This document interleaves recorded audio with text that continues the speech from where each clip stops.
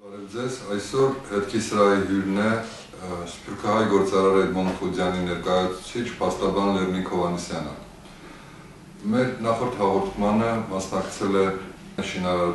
Վլադիմիր Մանգասարյանը, որի հետ այսօր դատական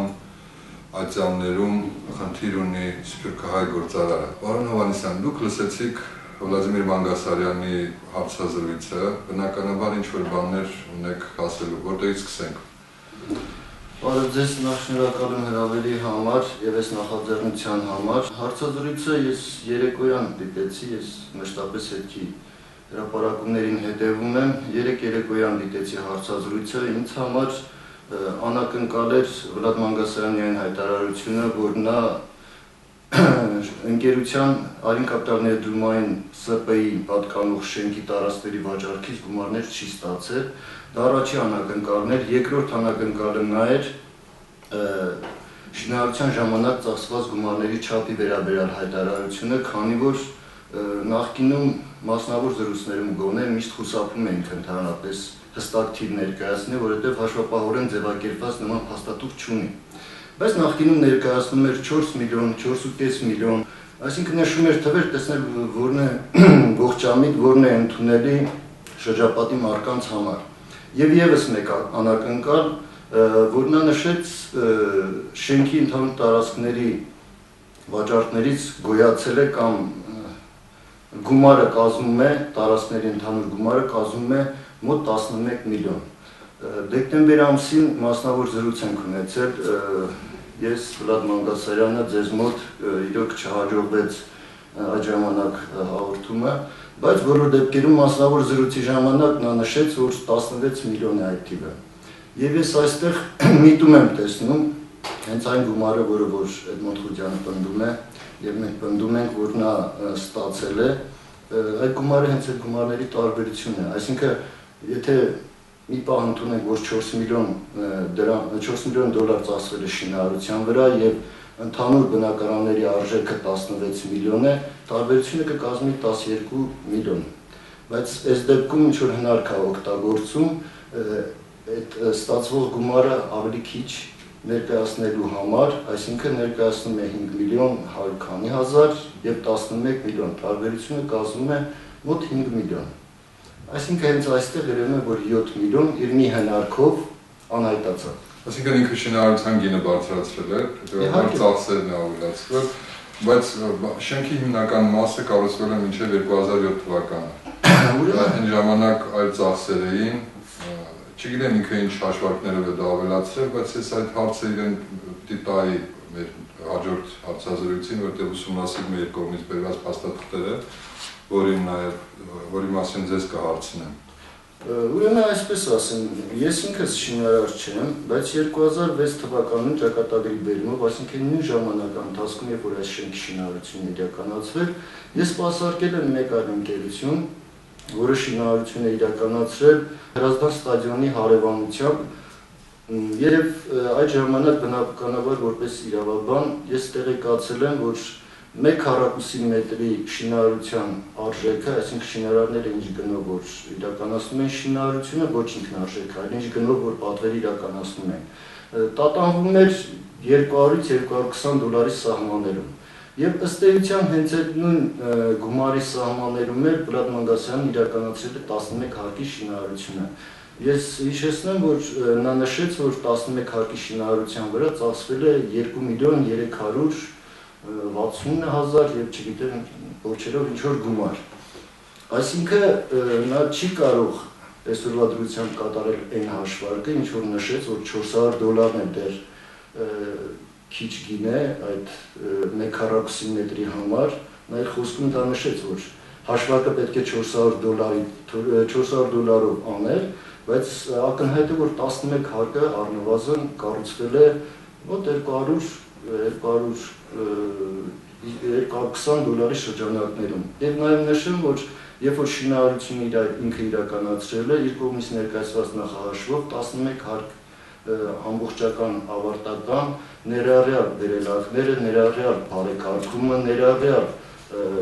սպորտ զար պետք է լիներ, դա պետք է կազմեր ընդամենը 1.989.000 Բայց բոլոր դեպքերում նա մի քանի անգամ հայտնում է, նաև Խուջյանն այդ ժամանակ ընդունել, որ 11 հարկի վրա ծախսվել է 2.300.000 եւ այլն դոլար։ Ամենայն դեպս դա իրենց կողմից ընդունվել է։ Պարոն Հովհաննիսյան, հարցազրույցի ժամանակ պարոն Մանգասարյանը նշեց, որ տնօրենը Էդվարդ Եսայանը Խուջյանի մոտ մարդ է, այսինքն նրա դասընկերն է, որ փուլում եք հասկացել կամ Էդմոն Խուջյանը հասկացել, որ Էդվարդ Եսայանը իրեն խաբում է։ Ուրեմն Էդմոն Խուջյանը դրա վերաբերյալ նա հավաստիացել է 2010 թվականի ամռանը։ Այսինքն կարելի ասել, երբ արդեն քայլեր ձեռնարկելու համար ամեն ինչ ուշ էր։ Ինչու այդ ժամանակ, որովհետև մինչ այդ Էդվարդ Եսայանը, երբ որ Էդմոն Խուջյանը ժամանում էր Հայաստան, ներկայացնում էր, որ ամեն ինչ նորմալ է, հաշվապահությունը նորմալ է եւ Էդմոն Խուջյանը ուղղակի վստահում էր, նա չգիտեր, որ 2007 թվականի դեկտեմբեր ամսից սկսած Էդիկ Եսայանը հաշվապահական փաստաթղթեր է կեղծել ի վնաս Էդմոն Խուջյանի եւ հօգուտ Ղևոնդ Ղալումյանի, մասնավորապես դրանք վերաբերում են փոխառություններին։ Եվ դրանից հետո էլ 2009 թվականի մայիսից սկսած նա արդեն գործել է Վլադ Մանգասարյանի ցուցումով։ Երբ ես նայում եմ թղթերը եւ լսում եմ կողմերին, նաեւ բնակիչներին, տեսնում եմ, որ այս շենքի մեջ կարևոր դերակատարում ունի Ղևոնդ Ղալումյանը։ Ղևոնդ Ղալումյանը ոստիկանության նախկին բարձրաստիճան պաշտոնյա է եղել, բայց կարծես թե ամեն տեղից նա կարողանում է դուրս գալ եւ նրա անունը ոչ միտեղ չկա։ Ինչ եք կարծում, ինչու նա չկա որևէ գործի մեջ։ Պարոն Բաղդասարյան, ես ուշադրությամբ հետևում եմ պարոն Մանգասարյանի հրապարակումներին։ Նա մեկ քողարկված, մեկ բացահայտ ներկայացնում է, որ Ղևոնդ Ղալումյանի հետ կապված դեռևս խնդիրներ կան, հարցեր կան։ Իրոք հարցեր կան այդպիսի։ Եթե մենք նշում ենք, նոր ես ասացի, որ Էդվարդ Եսայանը 2007 թվականից սկսել է գործել հօգուտ Ղևոնդ Ղալումյանի, մինչև 2009 թվականի մարտ ամիսը, ինչով է պայմանավորված։ Կեղծ փոխառություններ է ձևակերպել, իբր Ղևոնդ Ղալումյանը փոխառությամբ $1 միլիոն համարժեք դրամ է փոխառությամբ տվել ընկերությանը, հետո իրական գումարներ հետ է ստացել ընկերությունից։ Այսինքն այս փաստը ներկայացված է քննչական մարմնին եւ այս ուղղությամբ էլ քննություն իրականացվում է։ Ինչու այսօրվա դրությամբ Ղևոնդ Ղալումյանի անունը չի բարձրաձայնվում կոնկրետ, առանձնահատուկ, քանի որ խնդիրը նրանում է կայանում, որ 2009 թվականին, երբ շենքի սեփականության վկայականը տրվել է, օտարման գործարքները անմիջականորեն ղեկավարել է Վլադ Մանգասարյանը։ Այսինքն այդ խաբեությունը ինչ որ տեղի է ունեցել կոնկրետ բնակարանների հետ կապված, դա Վլադ Մանգասարյանի ձեռքով է եղել, իհարկե Էդվարդ Եսայանի անմիջական մասնակցությամբ։ Ղևոնդ Ղալումյանը տվյալ դեպքում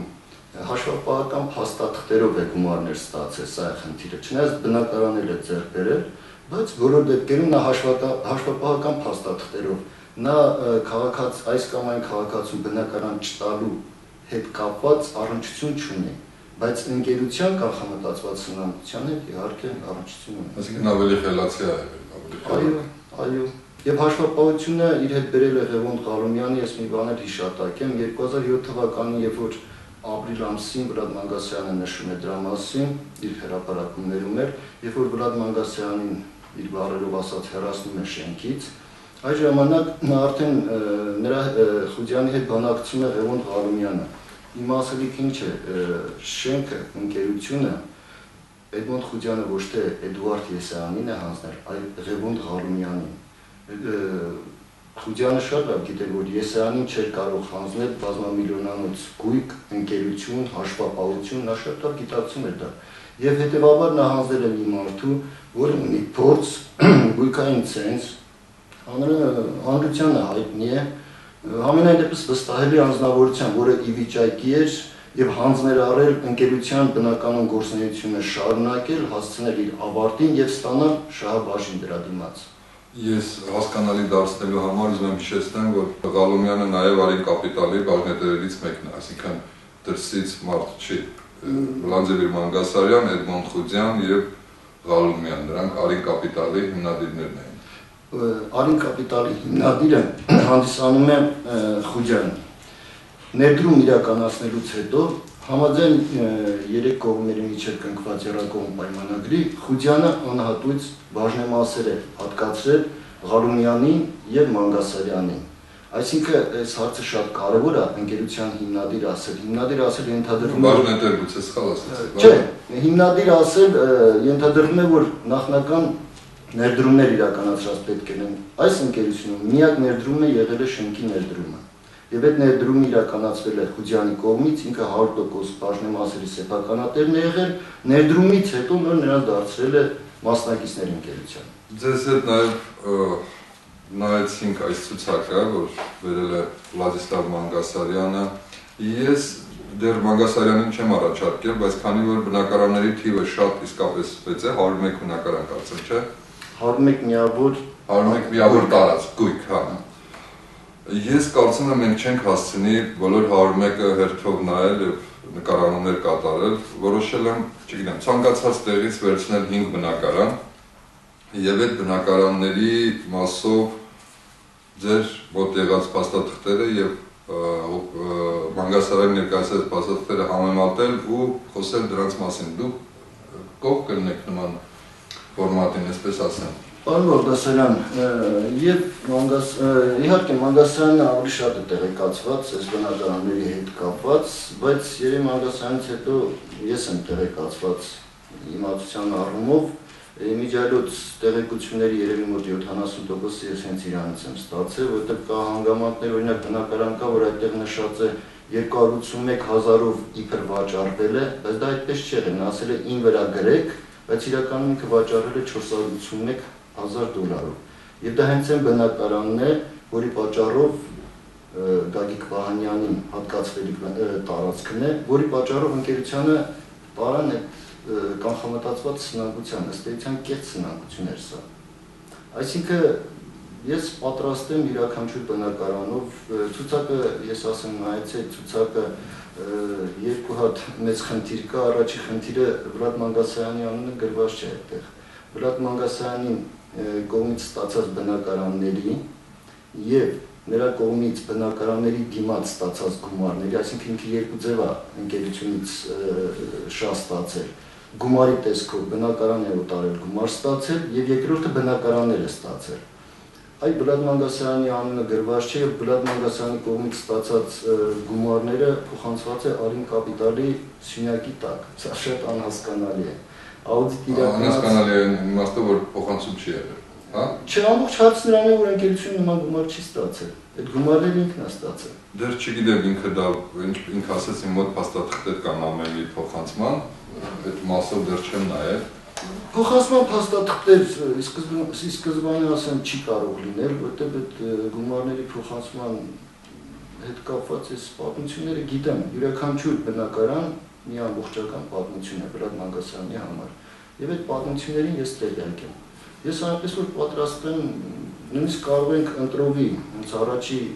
կետից սկսել, ասենք մի քանի բնակարաններով հերթականության բացնել, ես խնդիր չունեմ այդ հարցում։ Լավ, այս թողենք, տեսնենք Մանգասարյանը ինչ կպատասխանի, ոնց է ինքը ուզում։ Ձեր կարծիքով ինչու քրեական գործի քննությունը կանգնել է առաջ չի գնում, շուտով երկրորդ տարին կլրանա։ Ինչն է պատճառը, ինչու քննությունը քննչական մարմինները իրենց աշխատանքը չեն կատարում։ Ես նախ նշեմ, որ վատ քննություն իրականացնելուն ըստ իս կարող է երկու պատճառ լինի հիմնականում։ Մեկը քննիչի գրագիտություն, ասենք արդյոք ունակ այդ քննիչը այնպիսի գործ են տվել, որ չի կարողանում քննություն իրականացնի, եւ երկրորդը հնարավորություն չեն տալիս, որպեսզի այդ մարդը իր գործը անի։ Ի ուրախություն մեզ քննիչը փորձառու գրագետ, ես կասեի այդ վարչության ամենափորձառու, ամենաբանիմաց քննիչներից մեկն է։ Այդ առումով խնդիր չկա, այսինքն թույլ չեն տալի, որպեսզի քննություն իրականացվի։ Ես կարող եմ օրինակ բերել, որ ըստ ինձ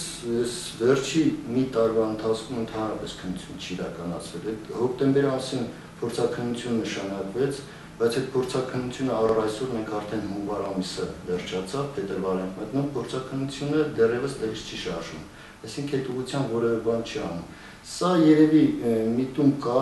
ձգձգել, որպեսզի այս հանրային հնչեղությունը, լրատվական միջոցների ուշադրության կենտրոնում լինելը, ինչ-որ մոռացության մատնվի, քննի, ինչպես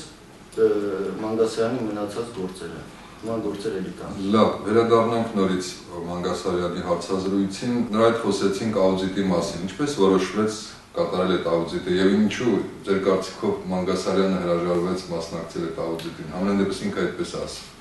Ուրեմն աուդիտի հետ կապված ինքը ինչպես նկարագրեց, ծեծել եղել են պայմանավորվածությունները, ովքեր են ներկա եղել, դա իրականությանը համապատասխանում է, եւ հենց աուդիտ իրականացնելու խնդիրը երկու հատ խնդիր կար, թիվ 1 խնդիրը նա էր, որպեսզի օբյեկտիվություն լիներ, եւ թիվ 2 խնդիրը նա էր, որպեսզի Մանգասարյանը ի վերջո սեղանին դներ իր ձեռքի տակ եղած փաստաթղթերը եւ իրականությունը ընդհանրապես, որովհետեւ Էդմոնդ Խուդյանը դեռևս 2010 թվականի օգոստոս ամսից իր հաշվետվությունը ձեռքին պատրաստ ներկայացնում էր եւ Ղալումյանին եւ Մանգասարյանին ու խնդրում էր, պահանջում էր, որպեսզի նրանք էլ իրենց կողմից կատարված աշխատանքների, իրենց կողմից ստացած գումարների, տարածքների հետ կապված հաշվետվություն ներկայացնեն, չէին ներկայացնում։ Կարծես թե այդ աուդիտը այդ երկու հարցին պետքա պատասխան տար։ Ղևոնդ Ղալումյանի հարցով պարզ էր, որտեղ որ բնակարաններն են, այդ փոխառության պայմանագրերը շատ հստակ է Ղևոնդ Ղալումյանի մասով, բայց այ Մանգասարյանի մասով ամբողջությամբ խճճված էր պատմությունը եւ ընդհանրապես այդ խնդիրն է, որպեսզի Մանգասարյանը ներկայացներ փաստաթղթերը եւ ներկայացներ իրականությունը։ Պարոն Հովհաննիսյան, ես նայեցի ցուցակը հիմնական գնորդները, որոնք այսպես կոչված խաբված են, քաշված են, նրանք են, ովքեր պայմանագրեր են կնքել Էդմոնդ Խուդյանի հետ։ Այդպես է կարծում, միայն այդ մարդիկ են, ովքեր պայմանագրեր ունեն Էդմոնդ Խուդյանի հետ, բնակարան չստացողները։ Ուրեմն դա մեզ հայտնի մարդիկ են, թե որքան մարդիկ որքան կան այլ անձինք, որ պայմանագրեր կնքել են, բայց մենք տեղյակ չենք։ Այսինքն հնարավոր է այո կան մարդիկ։ Այո, որտեղ մշտապես պարոն Մանգասարյանը ինձ ժամանակին ցույց էր տալիս պայմանագրեր, որ 20-22 հոգի պայմանագրեր կան, որոնք Տերյան փողոցի վրա իր կողմից կառուցված շենքից բառերով ասած տեղափոխված անձինք են, այսինքն այնտեղ բնակարաններ պետք է տար նրանց չէր տվել։ Հիմա նախնական պայմանագրեր էր կնքել, որպեսզի բնակարան տար Մաշտոցի շենքից։ Չնայած ես ասեմ, որ ընթացքում արդեն երբ որ տեսավ այդ հնարավորություններն էլ չկա, ակնարկեց, որ Դավթաշենն իր կողմից կառուցվելիք շենք է տեղափոխելու այդ մարդկանց մի մասը ստիպված։ Ամենայն դեպս այդպիսի մարդիկ էլի կան։ Իսկ ինչ վերաբերում է չստացածներին, որոնք Էդմոնդ Խուդյանի հետ պայմանագիր կնքած են, դրանց մեջ կան մարդիկ, որոնք Էդմոնդ Խուդյանի հետ պայմանագիր կնքելուց հետո նաև ընկերության հետ են պայմանագիր կնքել։ Բայց կան մարդիկ, որ պայմանագիր չեն կնքել Խուդյանի հետ, բայց Խուդյանն է այդ մարդկանց խնդրել, որպեսզի բնակարան գնեն, խնդրելու իմաստը որն է, հաճախակի իրավիճակներ էր առաջացնում Մանգասարյանը, որ գումար է անհրաժեշտ, Խուդյանը լրացուցիչ ներդրումներ չէր կարող անել, ստիպված գտնում են մարդիկ, որոնք որ բնակարան գնելու ձևով, ասենք, ընկերությունը գումար ունենար ընթացիկ խնդիրներ լուծելու համար։ Եվ այդ մարդիկ ըստ էության, եթե այսպես ասենք, Էդմոնդ Խուդյանի հետ պայմանագիր կնքած մարդիկ չեն, բայց իր պատասխանատվությամբ իրեն ճանաչելով են դրանք եկել, որպեսզի գույք ձեռք բերեն կամ համենայն դեպս ժամանակավորապես ասենք գումարային ներդրում կատարեն։ Ես այդպես էլ չհասկացա, թե հիմա բանկում, ասենք Վլադիսլավ Մանգասարյանի հետ զրույցից վերջնական այդպես էլ չեմ կարողանում հասկանալ, թե բանկում այսօր քանի բնակարան կա գրավադրված։ Դուք դրա մասին տեղեկություն ունեք։ Այո, ուրեմն նախ ես ասեմ, որ Վլադիսլավ Մանգասարյանը բարձրաձայնում է, որ այդ բնակարանները, որոնք որ գրավադրված են բանկում, վարկ է վերցրել, այդ վարկի դիմաց են։ Մեկ ուրիշ դեպքում նա գնորդներին, որոնք բնակարանները չեն ստացել, ասում է, որ իբր այդ բնակարանները ինքը վճարի դիմաց է ձեռք բերել, այսինքն վճարել է դրանց դիմաց, դրա համար բանկում գրավ է դրել, որպեսզի ումից որ գումար վերցրել այդ գումարները հետ տալ։ Իրականությանը չի համապատասխանում։ Այդ բնակարանները բոլորը սնանկության վարույթի շրջանակներում են ձեռք բերվել, BMG ՓՎ-ի կողմից եւ Արին կապիտալի եւ MGP-ի միջև կնքված կեղծ փոխառությունների եւ կատարողական ակտերի հիման վրա, այդ կեղծ պահանջների հիման վրա ձեռք է բերվել անհատույց։ Այսինքն այդ տարածքները անհատույց ձեռք է բերվել, իհարկե գրանցել են ինչ-որ մարդկանց անունով, բայց ինքն էլ է խոստովանում, որ դրանք իրական գնորդներ չեն, ես հենց այդ հիմքով նաեւ դատարան էի դիմել, եղավ այնպես, ինչպես միշտ դատարանը պահանջը մերժեց, եւ այդ բնակարանները ըստ էության իր տիրապետության, իր տնօրինության տակ եղած բնակարաններ են, որոնք գրավ է դրել Հայ բիզնես բանկում, դեպ Հայ բիզնես բանկում գրավ է դրված նաեւ Արին կապիտալին պատկանած Մաշտոցի 33A հասցեի 5 հարկանի շինությունը, ամենախոշոր գործարքը դա է, եւ առանց մի կոպեկ ընկերությանը վճարելու 1708 քառակուսի մետր հասարակական տարածք Մաշտոցի պողոտայի վրա։ Գինը այդ ժամանակ առնվազն $2 միլիոն։ Դա Արին կապիտալի սեփականությունն էր։ Սեփականություն էր, այսինքն այդ 5 հարկանները գրավ դրված Հայ բիզնես բանկում, գրավ է դրված նաև այդ տարածքները։ Եթե ասես գումարայինով նայենք, մոտ մի 3.5 առնվազն $3.5 միլիոն գույք է գրավադրված։ Իսկ որ գրավադրված է, դա փաստում է այն մասին, որ իր կողմից գրավադրված, որ իրական գնորդներ չկան, ձեռք բերված գույք է։ Եվ ես ցանկանում եմ նաև այս կապակցությամբ ասել, որ աուդիտ իրականացնելուց հետո է ձեռք բերել այդ գույքերը, գրավադրված գույքերը։ Այսինքն աուդիտի ժամանակ ֆիքսված գումարին պետք է գումարել նաև այդ գույքերի արժեքը, որոնք սնանկության վարույթի ժամանակ ինքը ձեռք է բերել։ Այսինքն աուդիտը եղել է 2010 թվականի հոկտեմբեր-նոյեմբերի վերջ, այդ ժամանակահատվածի ընթացքում։ Իսկ այս գույքերը ձեռք է բերել 2011 թվականի մայիս, 2012 թվականի հուլիս ժամանակահատվածի ընթացքում։ Լավ, պարոն Հովհաննիսյան, դուք, այսինքն ձեր հայտարարություններով, Խուդյանի հայտարարություններում զգացում եմ, որ Հայաստանում հույս չունեն որևէ բանի հասնելու։ Իրականում ինչ եք անելու, դատական բոլոր ատյաններով կարծես թե շուտով որոշ գործեր կանցնեն, ձեր հետագա քայլերը ինչ են։ Պարոն Բաղդասարյան, ճիշտն ասած, ես անձամբ իմ հույսը կապում եմ էլի Հայաստանի հետ։ Ես իմ հույսը կապում եմ քրեական գործի հետ։ Ի վերջո 1 ամիս, 6 ամիս, մի տարի չեն կարող կոստել այդ գործը։ Ի վերջո փորձաքննություն կիրականացվի, թեկուզ անհաջող փորձաքննություն ոնց որ սնանկության վարույթի շրջանակներում, բայց բոլոր դեպքերում կիրականացվի, կպարզվի։ Մարդիկ ցուցմունք են տվել, որքան գումար են բնակարանների դիմաց տվել Վլադ Մանգասարյան, ինքը այսօր հայտարարում է իլուր բոլորին, այսինքն իլուր այդ մարդկանց, որ դուք ինձ գումար չեք տվել։ Ասում ես ոչ մի գումար չեմ վերցրել։ Մարդիկ գնացել ցուցմունք են տվել, ցուցմունքները ինչ պետք է անեն։ Գործը 10 հատորից ավելի է, երևի 12, 13 եւ ավելին։ Ինչ պետք է անեն այդ քրեական գործի հետ։ Ի վերջո գոյություն ունի պետության չվճարված հարկեր։ Այն որ ինքը ներկայացնում էր հարկերի գոյացման այդ մեխանիզմը, դա իրականությանը չի համապատասխանում։ Ի սկզբանե ինչու են կոնկրետ համագործակցել Էդմոնդ Խուդյանի հետ։ Էդմոնդ Խուդյանը օտարերկրյա ներդրող էր համարում, եւ տվյալ պահին գործող օտարերկրյա ներդրումների մասին օրենքի իմաստով շահութահարկից էին ազատվում։ Այսինքն ագահությունները այնքան շատ ա եղել, շահութահարկից օրենքով էին ազատվում, դա մի կողմ դրած։ Պետական ավելացված արժեքի հարկը չեն վճարում, դա 2, եւ Էդմոնդ Խուդյանի հասանելի գումարներն էլ չեն վճարում, 3, եւ դեռ քաղաքացիների բնակարաններ են յուրացնում։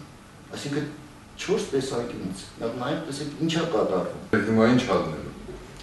Հիմա ինչ եք ակնկալում, մեկը դուք ասում եք հույս ունեք, որ քննություն կատարվի, բայց արդեն շուտով 2 տարին է եւ գիտեք Հայաստանի դատական համակարգը, չգիտեմ, քննություն կատարող մարմիններում գործերի առաջ տանել ինչպես է լինում։ Եթե չկա հրահանգ, այդ գործը առաջ չի գնալու պարզապես։ Միևնույն է, ես լավատես եմ, եւ թեկուզ հանրապետության նախագահի հետ կապված էլ, այ բոլորը ասում են, որ հանրապետության նախագահան սրանից է տեղյակն, այնից է տեղյակն, այնից է տեղյակն, մինչեւ իր կողմից հանձնարարություն չլինի, կոնկրետ գործի ուսումնասիրություն չլինի, օբյեկտիվորեն նրան հանրապետության նախագահին չեն զեկուցի։ Ես նաեւ դրա հույս ունեմ, որ հանրապետության նախագահին կզեկուցեն այն իրողությունը ինչ որ եղել է, ի վերջո հանրապետության նախագահան դրանով հետաքրքրված կլինի, քանի որ յուրաքանչյուր օղակել իր զեկույցի մեջ ինչ որ մի բան թաքցնում է։ Ես հավատացած եմ, որ հանրապետության նախագահին էլ օբյեկտիվորեն կզեկուցեն այն ինչ որ կա, համենայն դեպս վստահ եմ, որ նախագահն ինքը անձամբ շահագրգռված կլինի այս գործով բարձր իրականությունը, քանի որ ներկա ժամանակում մենք այնպեսին փուլում ենք, որ օտարերկրյա ներդրումները տարի երկնիշ թվերով պակասում են, իսկ մեր երկրին անհրաժեշտ են օտարերկրյա ներդրումները եւ առանձնահատուկ սփյուռքահայերի կողմից կատարվելիք ներդրումները, որովհետև սփյուռքահայերի կողմից կատարվելիք ներդրումները երկակի նշանակություն են եւ տնտեսության հետ կապված եւ նրանք կապվում են հայրենիքի հետ, դա էլ իր դրական իմս կողմ ունի։ Ես կարծում եմ, որ ես համենայնդեպս հույսս կապում եմ Հայաստանի հետ։ Խուդյանը ինչ որոշում կկայացնի հետագա ընթացքի վերաբերյալ, այդ ուղղությամբ ինչ նախապատրաստ, ինչ աշխատանքներ է տանում, դա այսպես ասած իր որոշելու հարցն է, բայց համենայնդեպս Հայաստանում ես հույսը չեմ կորցրել, ես համենայնդեպս հավատում եմ, որ Հայաստանը դեռևս կհասնենք հաջողության այս գործով։ Քանի որ ամեն ինչ էլ պարզից սա է խնդիրը, խճճված որևէ բան չկա, ամեն ինչ պարզ է։ Ընդամենը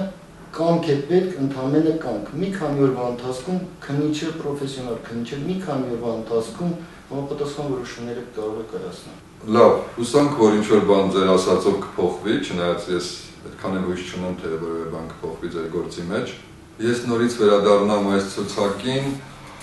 Վլադիսլավ Մանգասարյանի հետ կպայմանավորվեմ, կվերցնենք, չգիտեմ, որևէ 5 բնակարան, ես կարծում եմ, որ դա բավական կլինի, որպեսզի մեր ընթերցողներին ներկայացնենք այն հիմնական, չգիտեմ, խախտումներն, ասեմ, այն հիմնական թեզերը, որ ընկած է այս պատմության հիմքում։ Շնորհակալություն, պարոն Հովհաննիսյան, առաջիկայում նորից մի անգամ էլ ձեզ կհրավիրենք այս գործով, հուսամ, որ դրանով գոնե այս մասը, պատմության այս մասը կավարտենք։ Շնորհակալություն։